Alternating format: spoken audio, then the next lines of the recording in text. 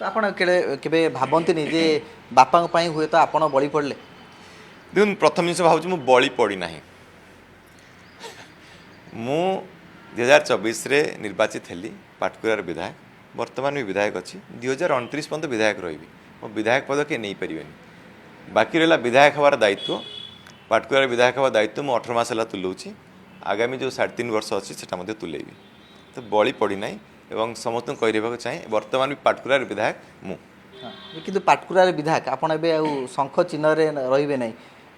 स्वाधीन भाव में रहिबे तो सेते बेले आपनकर आभिमुख्य कौन रहिबो आभिमुख्य एबे भी रहिबो पाटकुरार विकास में गोटे निर्वाचन मंडल विधायक ना मोर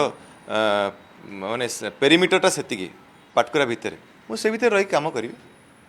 पाटकुरावासी काम करी यूथ मैंने अच्छा महिला मैंने अच्छा को प्रोजेक्ट दिज्व को प्रोजेक्ट को डिपार्टमेंट प्रोजेक्ट है लैड प्रोजेक्ट है से विषय आलोचना चलती आ मोर आगू प्रोग्राम जो भली पाटकुरा थिला जेन गतकाली थिला सेटा जारी रहिबो